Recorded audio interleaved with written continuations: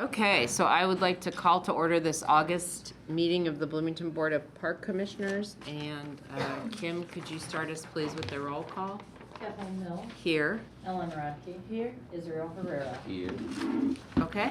And we don't have Jim Whitlatch, but we do have a quorum today, so we can go ahead and start.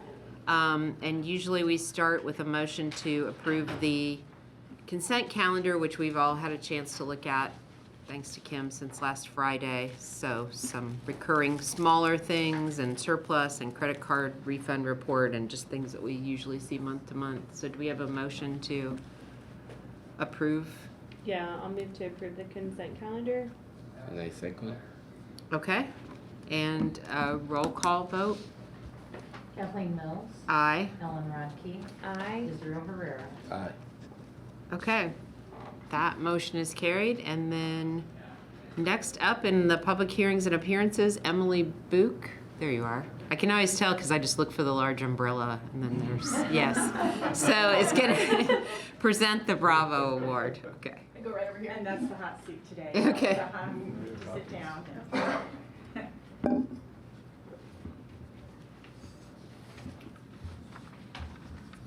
We're good here. Okay. Hi, everyone. Emily Boot, Community Relations Coordinator. The Bloomington Parks and Recreation Department would like to recognize Kip and Whitney Schlegel with the August Bravo Award. Kip and Whitney are the owners of Marble Hill Farm and Heritage Wool. They have been vendors with the farmers market since 1999, and since 2017, they have hosted the Banneker Summer Nature Club on their farm. At these about 1.5-hour visits, they act as tour guides, introducing the campers to their sheep, cows, chickens, horses, and Pedro the donkey. They explain animal husbandry and how their farm produces the crops, eggs, meat, and wool product that they sell at the market. We're very grateful for their hospitality and dedication to our Banneker campers. This is an experience that a lot of those kids probably, or almost definitely, wouldn't be able to have without them. So we're very grateful for their hospitality, and we're sure all the kids remember it. Thank you. All right, great. Yes. Thank you very much.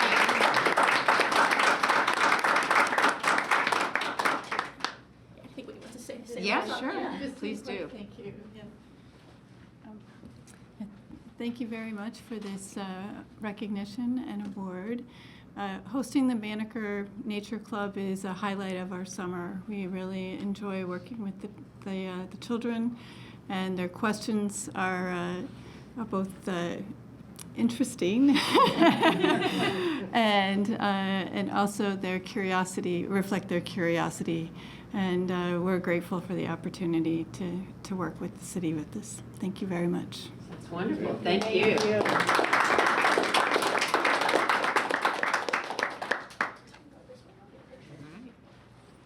We really appreciate it. Thanks. Yeah, Thank thanks you. so much. Thank you. Okay, and then we will move into our Section C, Other Business. And first up is Rebecca Swift to tell us about the partnership agreement with Summer Star Foundation.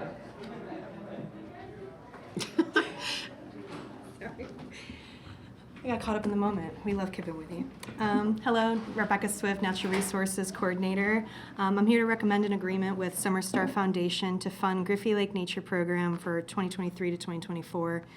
We have increased the grant the expenses, and so the grant has agreed to cover $7,500.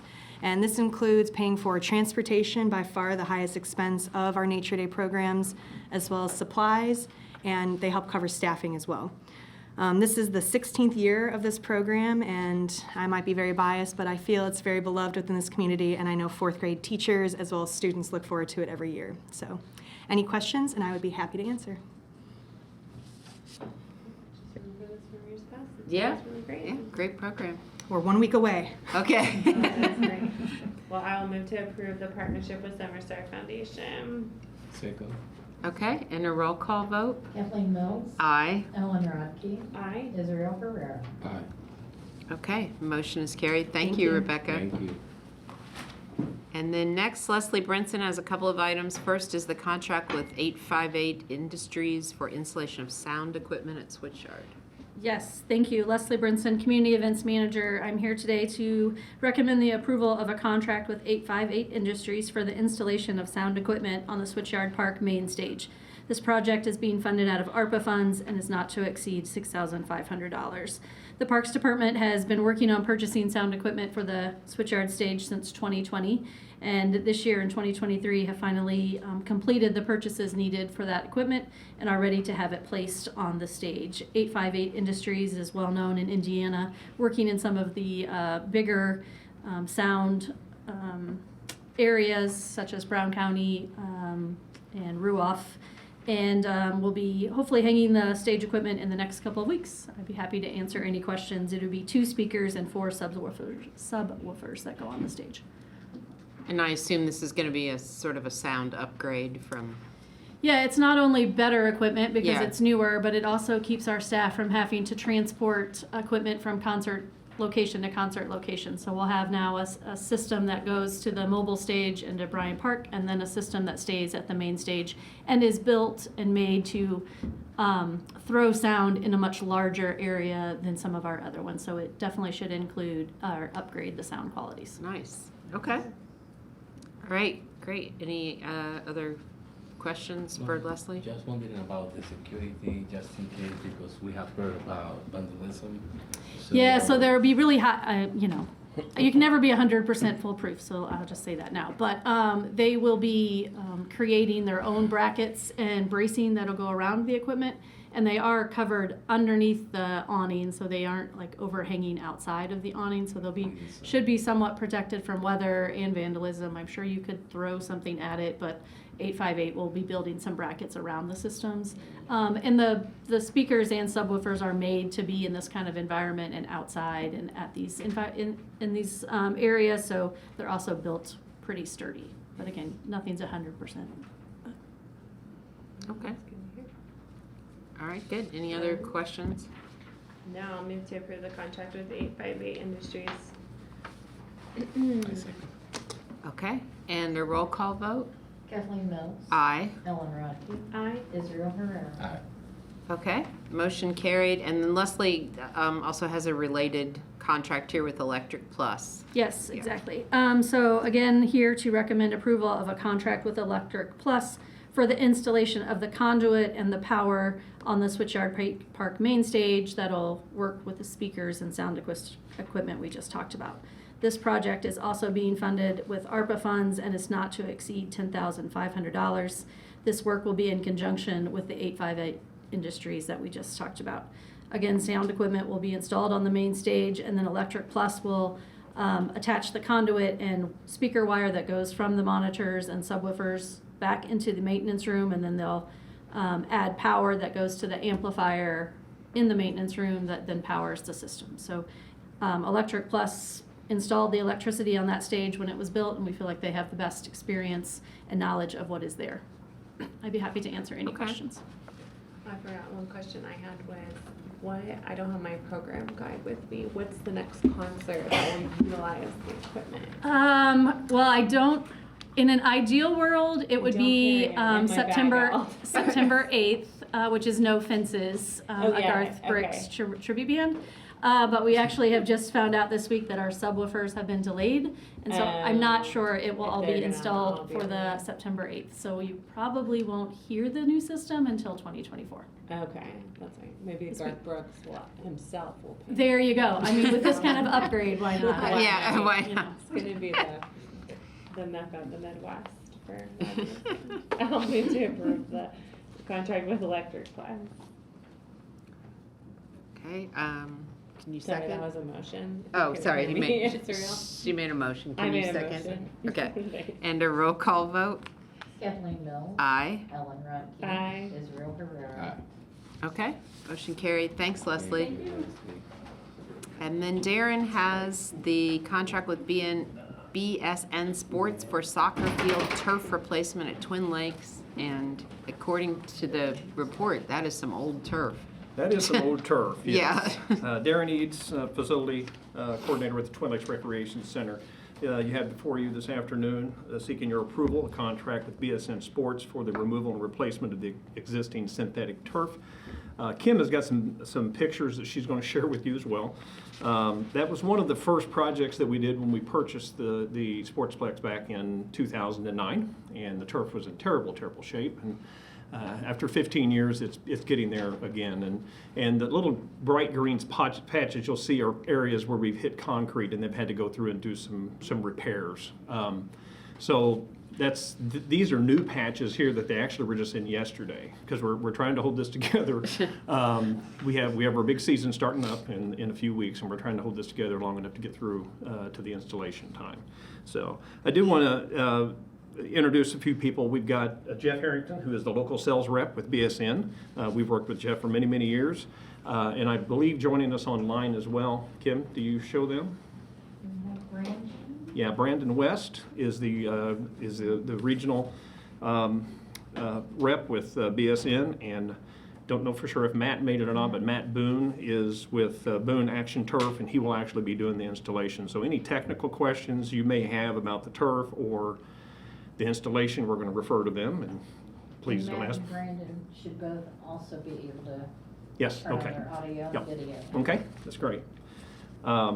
Just also share a few numbers. In the past 15 years, we've had about over 230,000 participations on that turf. That ranges anywhere from obviously soccer, we have flag football, we have ultimate frisbee, we have turf time for toddlers, IU lacrosse, IU field hockey, and then that just doesn't include the numerous members that come in just to kick around or have a pickup game or we do lots and lots of after-hour rentals and stuff like that. So, but anyway, it was just, that averaged out about 15,500 per year. Last year showed significant increases. I don't know if it was post-COVID now that the numbers are just really escalating. So we're glad of that. And just to kind of give a little ballpark, because it is a big figure, we've in the 15 years we've probably brought in revenue over $900,000 on the turf alone. So that's also something that we're excited about. So we feel like it will pay for itself. So. Back to the contract, we did reach out to get 3 quotes. Unfortunately, one vendor was unable to meet the affirmative action, so that we're not able to do the quotes. We do have the 2. One is with BSN Sports, which is who we're recommending for $222,762.86. The other second quote is there before you is AstroTurf Corporation, $223 and $38. So we'll be glad to answer any questions that you guys may have. And like I said, Brandon, and there's Brandon now, and they'll be glad to answer any technical questions you may have. Okay, great, thank you. Mhm. It's not terribly technical. I was just wondering about how long it takes to replace it and how long it might need to be shut down to user groups and. I think Brandon didn't chime in on this. I think we were thinking probably about, was it like 4 to 5 days in installation time? Yeah, Matt just came off of mute. Matt's the owner of Boone Action Turf, who is the manufacturer and the installer. So Matt, if you want to take that, I'll let you do that. Yeah, that replacement should take about 5 days, 1 week, and you'd be down for a week. We might be able to get it done in 4 days, but if we started it on a Monday, we'd get through to Thursday and maybe have it open for Friday activity. Okay, all right, thanks. Any other questions for Darren or for Brandon? Yeah, so I'll say something real quick. I Yeah. know that we've already had conversations with Darren about timelines and when the season ends versus when the next season begins, and we're trying to get that all situated if this does go through. So Matt's aware of that, I'm aware of that, and we can get in and out of there before the next season begins. As far as I believe that was January 8th, I think. Darren, is that correct? That's correct, yeah. So we're actually looking at that 2 weeks over the holidays is what Yeah. we're Right, looking yeah. at. So I mean, and hats off to these guys for giving up their holiday and coming in, so we appreciate that as well, so. Yeah, Yeah. okay. Any other questions or comments? I don't have any. I think that's a great, and thanks for putting it together. And just to hear the number of people that use that facility and then the revenue that you bring off of it is really great to see. So and it really needs it. So it's gonna be.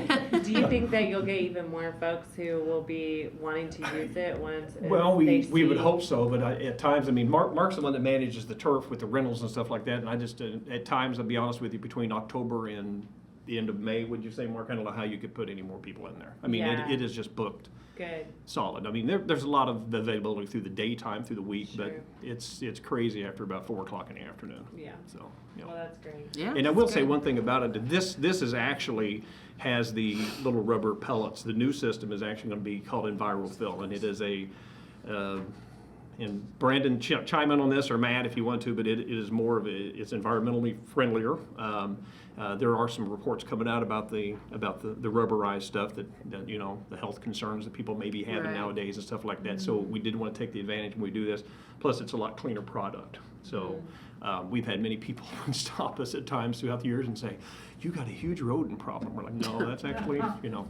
Oh. Me and the staff have another word for it, but we're just going to leave it at rubber infill is what we'll leave it at. So, but, yeah. So hopefully we hope to see it to be a really cleaner product. That's good. Okay. Yeah. All right. Yeah. Okay, I'll make a motion to approve the contract with BSN Sports for soccer field turf replacement at Twin Lakes Recreation Center. Second. Okay, and a roll call vote, please. Kathleen Mills. Aye. Ellen Rodkey. Aye. Israel Herrera. Aye. Okay, motion's carried. All right, thanks, Darren. Thank you. And the next in C5, Mark Sterner will tell us about the partnership agreement with Bloomington Soccer LLC for the program at Twin Lakes Rec Center. Good afternoon, Mark Sterner, General Manager, Twin Lakes Recreation Center. Pretty good segue into this agenda item. They are the bulk of the use on our turf field, probably 85% of our rentable space during the prime times of the year. So, you know, they're certainly excited in the replacement of the turf. So we look forward to that. But Bloomington Soccer has operated a successful youth and adult soccer program at Twin Lakes Recreation Center since the facility opened in 1999. Ownership switched from Chris Doran to David Prawl in 2018. The soccer program includes developmental programs for youth as well as recreational, competitive leagues for youth and adults. Our role is to assist David Prawl in continuing to offer these programs to the Bloomington community. This agreement provides quality soccer programming for the members of the community as well as significant field rental revenue for the TLRC. Providing the approval of this agreement, we will be entering into our 15th year. As long as we've been in the building, the program certainly operated before we took over ownership in 2009, so it's got quite a history. We don't have any changes to the agreement this year, and staff recommends approval, and I'd be happy to answer any questions that you might have. It is important to note that of last year, we hit a record in terms of facility rentals. That's courts and turfs. And turf, that's tournaments, that's all types of rentals that take place along with David Prawl. But of that $208,000 that we generated in revenue last year, $40,000 of it was from Bloomington Soccer. So a significant partner in our operation for sure. Okay. All right, thanks. Any questions for Mark about this agreement? Just curious about assisting the new director, David Prawl is the new person. Yes. So, in what kind of assistance or how is it planned to promote or to continue doing the same? Is there any other idea, or is using the same sources? It's pretty much the same offering as what he's had from year to year. He does fill up, and I think a lot of the reason is that we're unique in the community in that we're one of the only turf fields in Bloomington indoors that can operate in the wintertime and operate leagues and instruction in the wintertime. David Prawl does have a website that he operates off of. Registrations take place through that website. We certainly help in the facility through a CCTV to promote what he has to offer as well. So I expect it to be business as usual and business to be as good as it's been, if not better. And Darren mentioned it, but we don't really have a rhyme or reason as to, why we've had such a boost in revenue over the past 2 years. But post-COVID has been very good to the rec center in terms of participation. And, it could just be that, that period of time people became so sedentary that, now they're just looking for every opportunity to get back to normalcy and participate. So. And do they offer scholarships or reduced fees, or is just a general registration fee? Not at this time, they do not. He operates independently. We operate off of, obviously, a rental from him. Certainly something that we could talk to him about, though. Okay. All right, do we have a motion? Yeah, for- any other questions? Yeah, any other questions? I don't, I don't okay. have any. Yeah, I'll move to approve the partnership agreement with Bloomington Soccer LLC. Okay, and a roll call vote? Kathleen Mills. Aye. Ellen Rutke. Aye. Israel Herrera. All right, motion is carried. Thank you. Thank you. Yeah. And next up is Dee Tuttle to tell us about C6, which is live streaming of Good hockey afternoon. games. Dee Yeah. Tuttle, Sports Facility Program Manager, and today I'm going to talk about the Frank Southern Ice Arena, which is the opening days a few weeks away now. So staff recommends approval of the contract with Live Barn for the automated online broadcast service of home hockey games, and this would be for the Bloomington Blades High School team, the Blades travel hockey teams, IUD2 hockey, and IUD3 hockey at the Ice Arena. Live Barn is a zero-cost, completely automated solution for viewing youth and amateur athletic events in any size facility.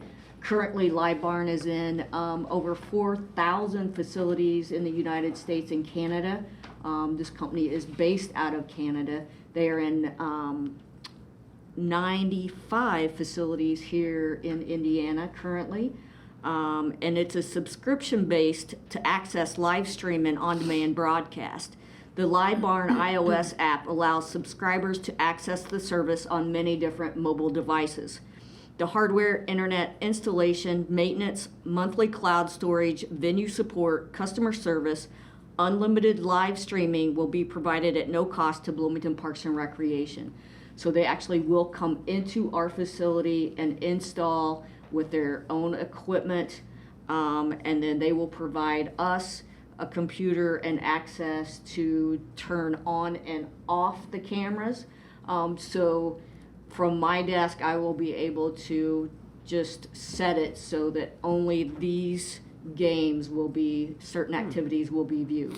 So practices will not be viewed, Bloomington Figure Skating Club, all of our normal activities in the evening. 30% revenue share will be paid to the Frank Southern Ice Arena on all facility-generated subscriptions, and Live Barn is currently an official sponsor of USA Hockey. They currently are in Swander Ice Arena in Evansville, in Perry Park in Indy, in the Fuel Tank in Fishers, and several other area facilities that our hockey teams travel to play. In the last couple years, I have had parents beg me to reach out to Live Barn, and Live Barn, which Jake is here with us today. If you have any questions for Jake, because you can literally sit in the stands and watch one child play on your phone or your iPad while you are watching your other child. Or grandma and grandpa can watch from Arizona their grandchildren or aunts and uncles, or, there's so many different venues, and it's very, very popular these days. Okay. All Jake, right. do you have anything to add? Yeah, I would love to, because I know you guys were talking, deeply about soccer as well. We don't just do hockey; we do every sport. We're in 75% of the hockey rinks across North America. We're in 25 NHL practice facilities, a lot of universities as well, like Notre Dame, Providence, Michigan as well. So we've pretty much conquered hockey, and we'd love to have you guys in the Live Barn family.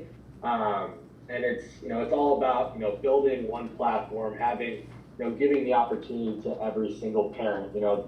Parents they might have kids that play just at your facility, but they might also travel to Illinois or Michigan or Ohio, and those parents don't always have the opportunity to travel. So we'd love to expand beyond just hockey and get every sport as well. And yeah, I'm happy to answer any questions about the platform, how it works.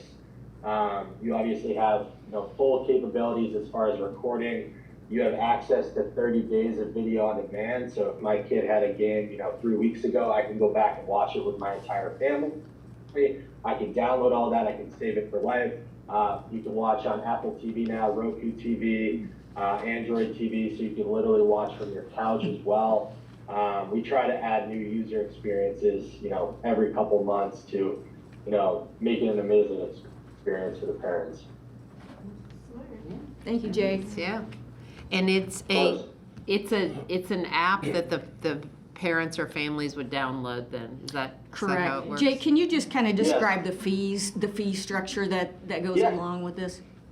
Yeah, so it's, similar to any subscription that you would purchase nowadays. You subscribe for a monthly or an annual cost.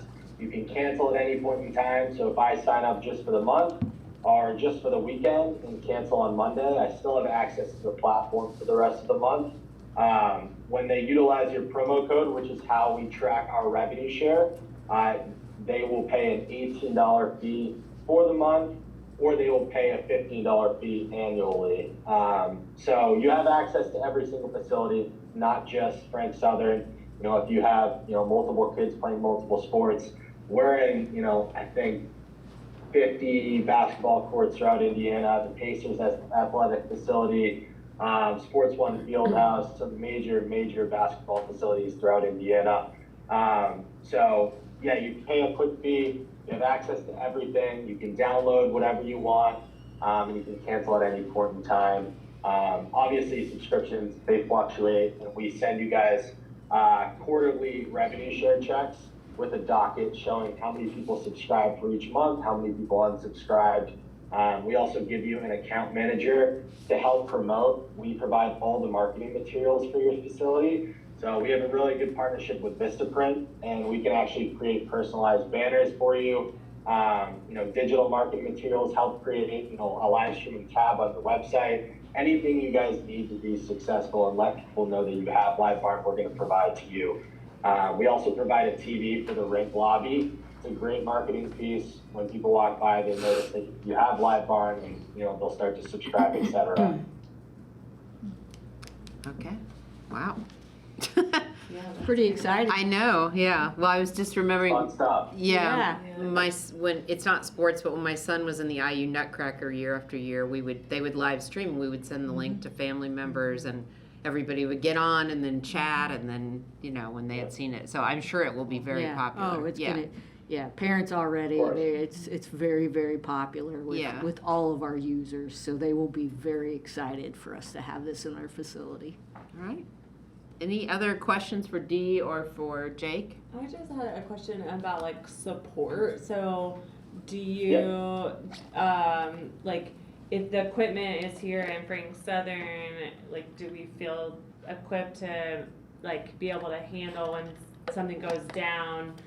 And and then parents are what, we were supposed to be able to see this show, why can't we watch it, or this game or whatever?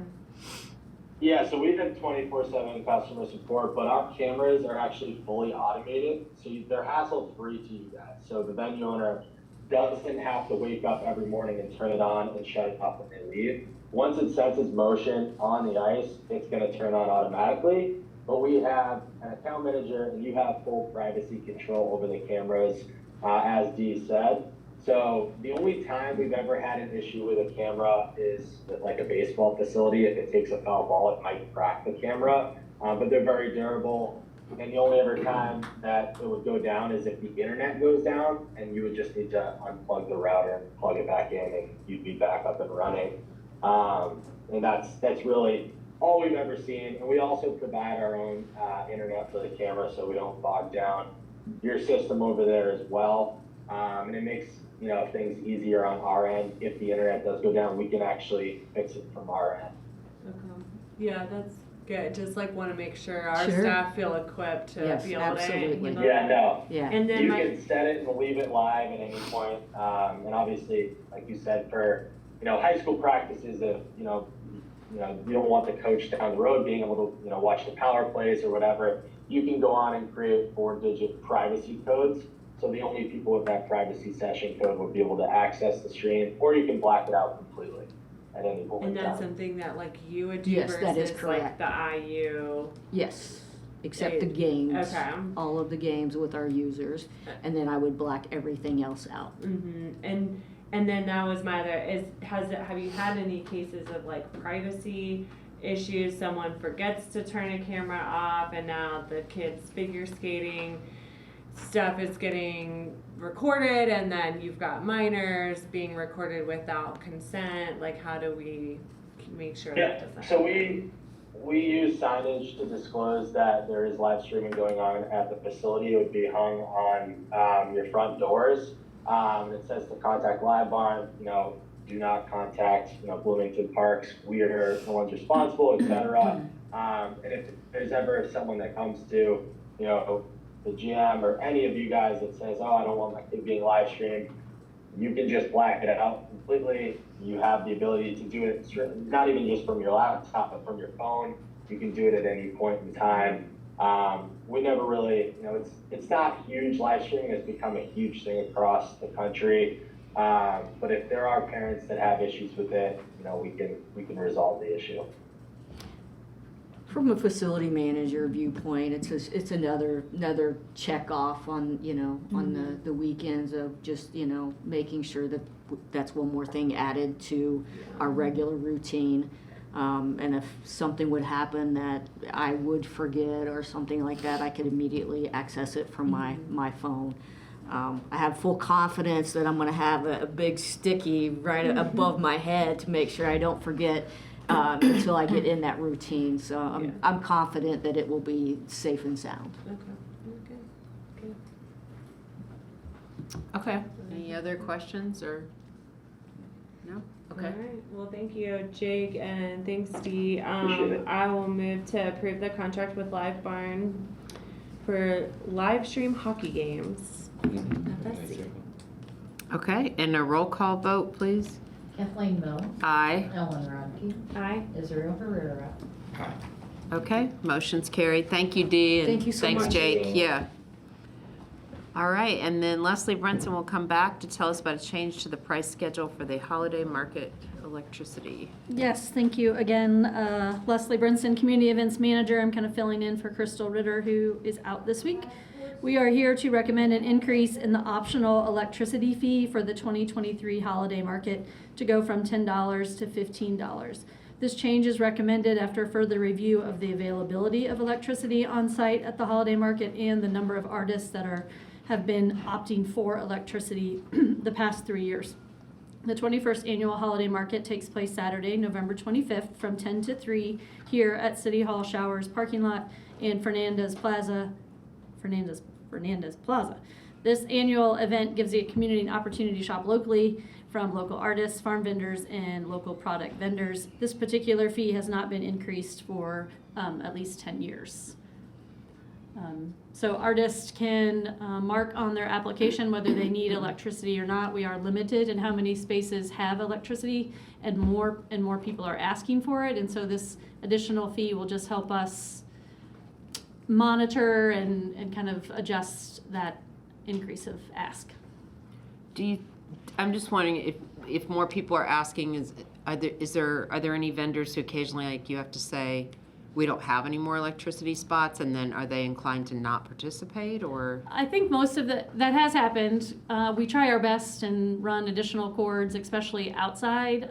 We can, in the middle section, we can run a little more electricity, but we're limited inside. There's only so many outlets and where we have Right. set up.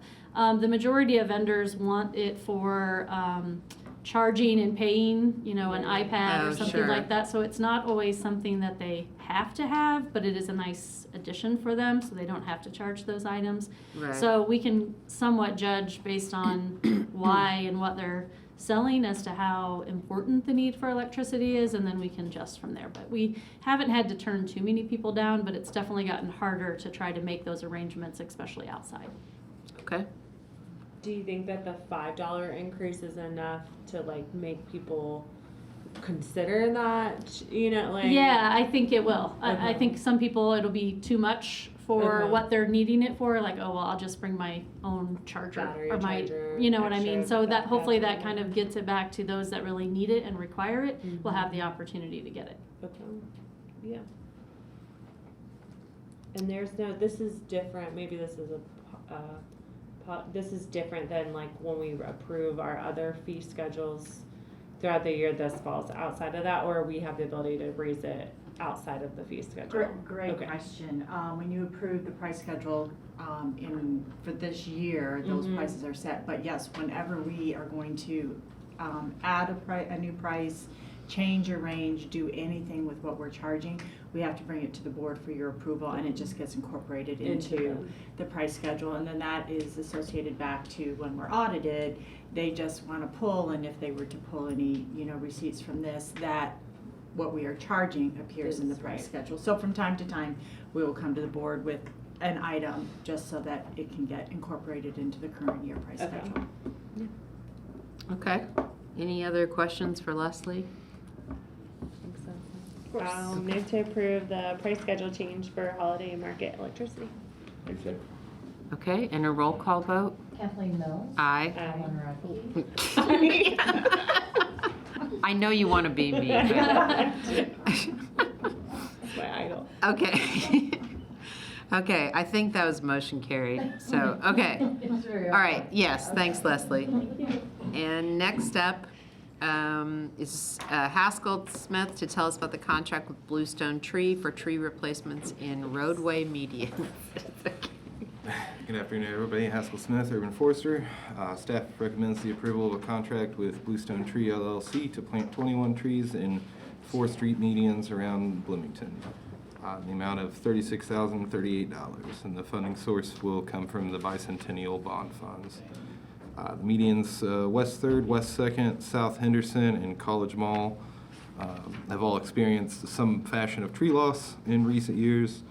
This contract draws upon the bicentennial funds to replace lost trees in these sections, promotes canopy growth and heat island reduction. Having a contractor conduct this work in these meetings will allow the work to be expedited, minimizing lane closures and delays, and the risk factor of staff working in these busy roads. Happy to answer any questions. So I certainly see how it can reduce the heat island there. I guess sometimes when I'm sitting in traffic at a place with a median and a tree, and I always think, can a tree really grow in a median? I mean, some of those are pretty small, and then It's definitely not the most ideal location, but we try to, if there's a location to put a tree, we try to keep a tree there. okay. And what do you know? What type of? I mean, are these just small-ish kind of? I've gone with some medium-sized trees that Okay. are more vase-shaped. So like century linden, get about 40 feet tall, 20, 25-ish feet wide. Oh, There's wow. a couple of them. Okay. But they grow up kind of vase-shaped to Right. maintain the right-of-way. Okay. All right. Any other questions for Haskell? When you say median, is that really just like the middle of the road or alongside road? Just the middle for this Yeah. specific contract. Okay. I was just trying to like picture South Henderson. It's right before you get to, is that Templeton? Yeah. There's one little median, that one will be Yeah, a where the bus Collimer stop is. hackberry, I think, is Okay. what it'll be Yeah. a Collimer tree, Okay. because that one's real tight. Yeah. Yeah. That is tiny. Okay. Okay. All right. Any other questions for Haskell? Okay. I'll move to approve the contract with Bluestone Tree for tree replacements in those 4 locations. except Okay. And a roll call vote? Kathleen Mills. Aye. Ellen Rudke. Aye. Israel Herrera. Aye. Okay. That motion is carried, and then Haskell will stay with us to tell us about C9, which is the contract with Davy Resource Group. Hello again. Recommend the approval of this contract with Davy Resource Group to re-inventory 2 council districts totaling just over 5,000 trees, as well as building a new layer in Tree Keeper to help us keep track on our natural areas and some unimproved alleys and areas that we do work in. Contracts for $43,980, funding source out of my 317 line. This just kind of follows suits in our plan of re-inventorying every 10 years, doing a third of the trees every 3 years, just allow us to keep a better idea of what we got out there and what needs attention. And Davy Resource was the initial contractor who conducted the inventory, the original inventory. Happy to answer any questions. Okay, any questions about the tree inventory? Nope, okay. No, I think we've seen this before and good that we're continuing on with the plan every 3 years or total every 10 years. I'll move to approve the contract with Davy Resource Group for the re-inventory of over 5,000 trees. Okay, and a roll call vote? Kathleen Mills. Aye. Ellen Reinke. Aye. Israel Herrera. Aye. Thank you. Okay, thank you. Okay, and then next up in C10, Steve Cotter will tell us about the contract with West Inc. for Griffey Lake wetland delineation. Good afternoon, Steve Cotter, Natural Resources Manager. I'm here today seeking approval for a contract with West Inc. to delineate wetlands and water bodies at Griffey Lake. West has done some work on our master plan for Griffey in the past, doing an amphibian and reptile survey and a bird survey out there. The amount of this contract will be $10,153, come from the general fund. And the purpose of the project is to determine the extent of the wetlands and water bodies east of Headley Road at Griffey Lake for the purpose of potentially building an accessible wetland trail someday. We're looking for funding to do that, and we'll need to know where the wetlands are for that project. And it will also potentially give us access to some funding for wetland protection grants.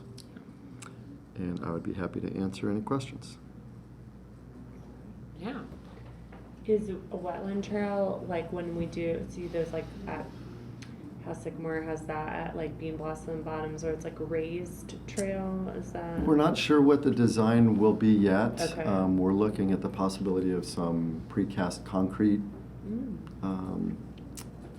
concrete pieces to get people up out of the water. But currently it is wet often because it's a wetland. And we don't really have a lot of accessible trail out there other than the walkway along Headley Road. So we would love to add some accessible trail. Yeah, that's great. That sounds like a good investment in order to potentially access additional funding. Yeah. Okay, any other questions for Steve? Okay, Good. I'll move to approve the contract with West Inc. for Griffey Lake wetland delineation. Second. okay, and a roll call vote? Kathleen Mills. Aye. Ellen Reinke. Aye. Israel Herrera. Aye. Okay, motion's carried. Thank Thank you you, very Steve. much. Sure thing. And then for C11 and C12, Tim Street had an afternoon makeover. Weren't you dressed more casually I like had an my hour ago? yes, I had Okay. my safety vest on. I Oh, had okay.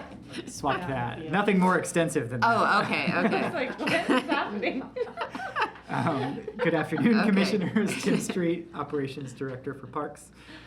Got a few items to share with you this afternoon. The first one is a contract with James Hall for history consultation work. Back in 2021, the board approved a contract actually with Eagle Ridge Civil Engineering as part of the Lower Cascades project for the history consultation work that needed to be done. This is actually the remainder of that contract. Eagle Ridge Civil Engineering is actually being sold to another company. So in order to keep things simple with our outstanding National Register of Historic Places nomination for Cascades Park, the consultants still have an outstanding balance of $5,400 to bill when that work is able to be completed, and we are going to pay that directly to them instead of routing that through a new company. So the financial obligation is actually already made. It's nothing new. It's just a new contract to pay it directly to James Hall instead of through Eagle Ridge as a subcontractor. Okay, that makes sense. So, okay. So this would be more with a person than a company, right? Correct. It's his He is a professor at Ball State, but he operates a consulting business for historic services. And you're saying that he was consulted before. Correct. We were already working with him as a subcontractor of Eagle Ridge Engineering, and that's how they prepared the National Register nomination. Now, while we wait for the state to review that, which we really hope comes through this fall finally, we would just contract with him the remaining balance to finish the process out and pay him that directly instead of through a third party. Makes sense. And you think we'll get it this fall? Fingers crossed. Yeah. It's a slow review process, Yeah. but the last, we had a person who knows someone check in with the DHPA, and they said it was like their second or third one in the queue. So Okay. And is we're hoping. that's at the state level, and then does that have to go to the national level, or the No, state I can believe review? the state has federal authority delegated to Yeah. approve things for the state. So once they review it, that should be it theoretically, and then the historic district should be nominated. The historic nomination should be accepted into a district for Lower Cascades. All right.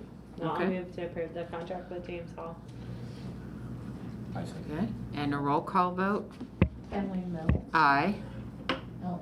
Ellen Wright. Israel Herrera. Okay, that motion is carried, and then Tim will also tell us about C12, which is a temporary encroachment agreement with Winiger Construction for trail connection. Correct. Kim, do you have the map we could pull up for this one as well? Thank you. So this is an encroachment agreement. This is not meant to be a permanent encroachment agreement, but a temporary one which the Parks Department would accept.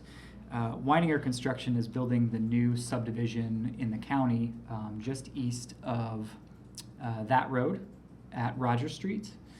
And it is very close to the rail trail, and in fact, just north of their property, there is an old rail bridge that connects a rail spur to the rail trail. And they have agreed that they would pay and build a soft surface connection to the rail trail to connect their neighborhood, and in turn, through their neighborhood, there's a connector that connects to Clear Creek Elementary to the south, giving more people access to get on the rail trail safely, and from there, the B line and wherever else in town they want to go.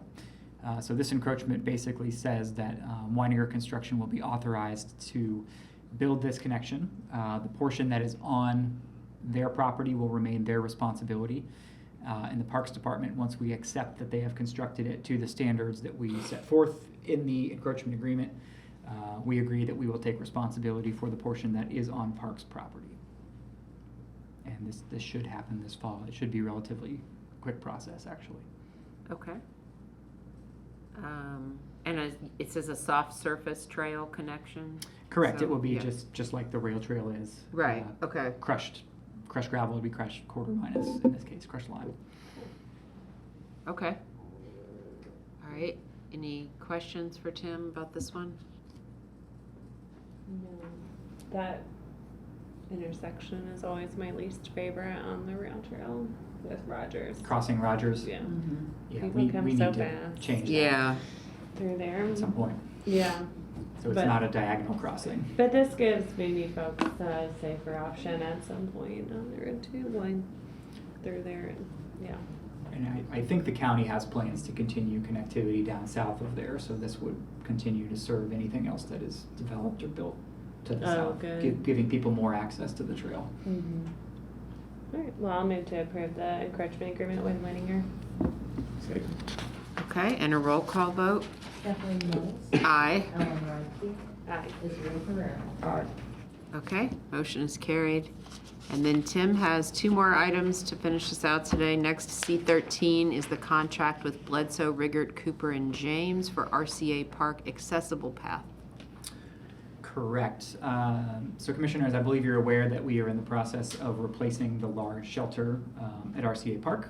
We took it out at the end of last year due to its deteriorating condition with plans to figure out our replacement. We have determined where we would like that replacement shelter to go, which is actually much closer to the restroom at RCA, just up on the hill there next to the restroom. It is in a location where we plan to install the shelter ourselves. In fact, the shelter itself is already ordered, but we require a professional civil engineer to help us make some appropriate measurements and design decisions to ensure that we have an accessible pathway all the way up to it. There's some grade change between where you access from the parking lot and the shelter. So this will allow them to design that this fall, and then the plan would be in early 2024 to build the shelter and contract out the path construction so that we can open the shelter next year. Okay. And was the previous shelter, was it accessible? Do you recall? You know, it was. Okay. Accessibility is always an interesting weight of different factors. It Right. was accessible, but it was actually quite far from the parking. Okay. Because you had to take that trail back. There was a bit of a slope, and then all the way back on that boardwalk. Oh, yeah. And the That's boardwalk pretty- was Yeah. was and is deteriorating as well. Right. So we think placing it closer to the parking lot, even though there's a little bit of slope to get up there, will actually be easier to get to. And much more visible. Yeah. We'd had some problems with visibility with that shelter too. And Okay. Some people having parties and things like that. Oh, back there, okay. so. Yeah. More eyes from the parking lot over there. Yeah. Okay. Okay. Wasn't it that facing the parking lot, the shelter? There's a small shelter at the end of the RCA lot right now, but the large shelter was kind of set back in the woods Oh, a little bit to the northwest of the parking So lot there there. was one close to the restaurant, Correct. right? And there still is a small shelter close to the parking lot, but there is no large shelter right now. So that's the one that we are Correct. planning to remove. And right now it's removed. Yes, we removed it at the end of last year. And right now the idea is to move or to place it in a different. Correct. We're going to location. replace with a similar size shelter that we are able to build in-house with our crews, but not in the same location. In a location that's a little bit more visible and a little bit easier to access. And honestly, it's closer to the restroom and the playground too, which I think is nice for a lot of rentals. And it's large, it would be considered a large group shelter versus the smaller one that's further down. Yeah. The parking Yeah, lot. but is that because I take my daughter to that park with the tennis courts and but it's behind, there is a big So if you go into RCA, you've got the playground on the right, Yeah. and then the restroom, and then there's a flat space just west of the restroom. I On the remember. right side as you yeah, go yeah, into the yeah, park, yeah. right? Yeah, so right there on the top of that little rise to the west of the But restroom. I have seen families just planning, like parties for the babies. So now is that they are using that for parties? There will still be lots of just open space as well available for that type No, of. but I mean that the concern was that people were taking that shelter for parties, or From time to time, yes. but parties without the Correct, consent not of- rented shelter, Oh, not official through the system, yes. yeah, I remember. Okay. Any other questions for Tim about this one? I mean, I guess that does.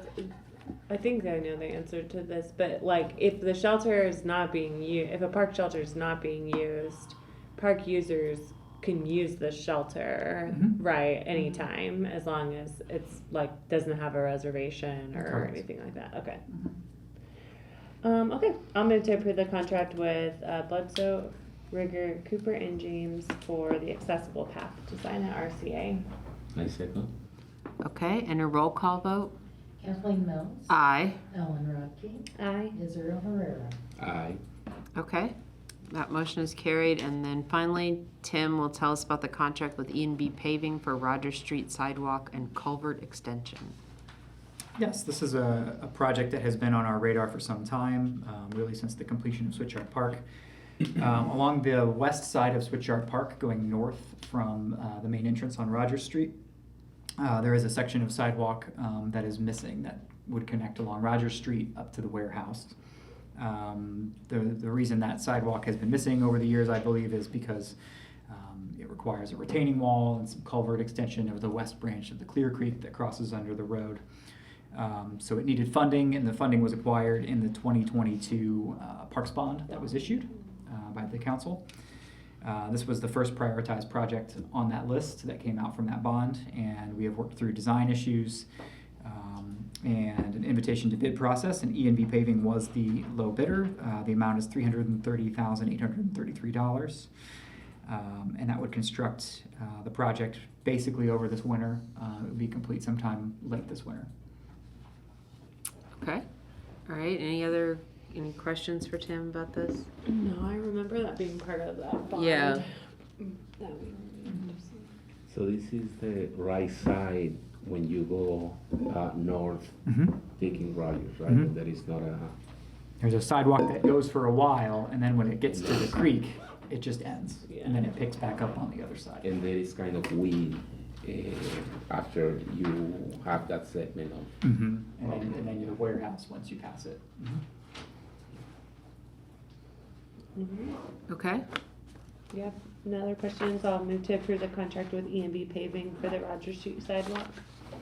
I second. Okay, and a roll call vote? Kathleen Mills. Aye. Ellen Rossi. Aye. Israel Herrera. Aye. Okay, motion is carried. Thanks, Tim. Thank you. Thank you. And we have no reports this afternoon, so that takes us to section E, which is the public comment. So we'll see if we have anyone in person or online who would like to make a comment. If anyone online would like to make a comment, please raise your hand icon.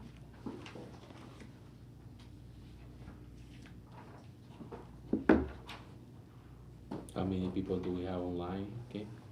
One. Oh, one person. Okay. And they have not raised their hands. Oh, okay. Okay, and no one in person? No? A firm no from Leslie then. Okay, all right. Then we will move back over to Paula for Okay, any well, thank announcements.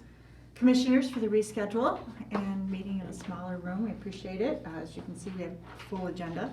Work continues on. Just a couple of reminders. Tomorrow evening, I'll be presenting the 2024 Parks General budget for 2024, so we're looking forward to that. The evening begins at 5:30 and Parks is the last department to go, so you're more than welcome. If you'd like to join via Zoom, let me know and I can send you the link, or it's found on the City Council website page, but you're more than welcome to listen in.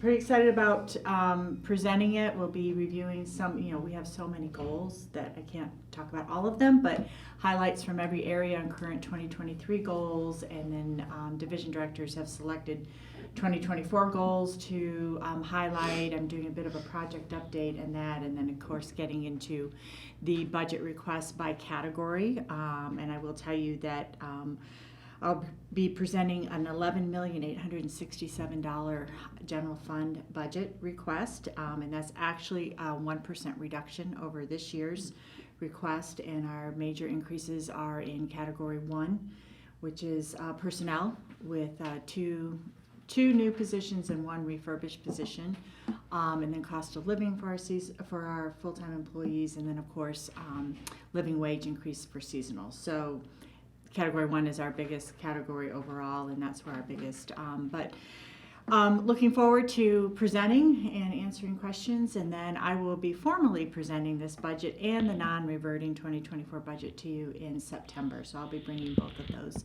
to you at the September meeting. So it's budget heavy right now.